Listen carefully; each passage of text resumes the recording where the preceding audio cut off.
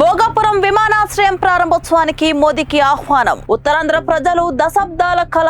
ఆంధ్రప్రదేశ్ ప్రభుత్వ ప్రతిష్టాత్మక ప్రాజెక్ట్ అయిన భోగాపురం అంతర్జాతీయ విమానాశ్రయం, అల్లూరి సీతారామరాజు అంతర్జాతీయ విమానాశ్రయం ప్రారంభోత్సవానికి ముహూర్తం ఖరారవుతోంది. ఈ మెగా ప్రాజెక్టును జాతికి అంకితం చేయాల్సిందిగా కోరుతూ ముఖ్యమంత్రి చంద్రబాబు ప్రధానమంత్రి మోదీకి అధికారికంగా ఆహ్వానం పంపారు. ప్రధాని షెడ్యూల్ లభ్యతను బట్టి జూలై 5 లేదా 8వ తేదీలో ఒక రోజును లేని పక్షంలో ఆగస్టు 17 లేదా 19 తేదీలో మరొక తేదీని ప్రారంభోత్సవానికి కేటాయించాలని ఏపీ ప్రభుత్వం విజ్ఞప్తి చేసినట్లు సమాచారం. ప్రస్తుతం ఈ విమానాశ్రయం పనులు తుది దశకు చేరుకున్నాయి. సుమారు 98% పనులు ఇప్పటికే పూర్తవగా మిగిలిన ఫినిషింగ్ పనులను జూన్ 30వ తేదీ నాటికి పూర్తి చేయాలని ప్రభుత్వం లక్ష్యంగా పెట్టుకుంది. ఇందుకోసం అదనపు సిబ్బందిని మోహరించి రాత్రింబవళ్లు యుద్ధ ప్రాతిపదికన పనులు కొనసాగిస్తున్నారు. ఈ అంతర్జాతీయ విమానాశ్రయం అందుబాటులోకి వస్తే ఉత్తరాంధ్ర రూపురేఖలు మారిపోవడమే కాకుండా పర్యాటక, పారిశ్రామిక రంగాలు కొత్త పుంతలు తొక్కుతాయని నిపుణులు భావిస్తున్నారు. ఇప్పటికే ఈ విమానాశ్రయాన్ని కస్టమ్స్ ఎయిర్పోర్ట్ గా కేంద్రం నోటిఫై చేయగా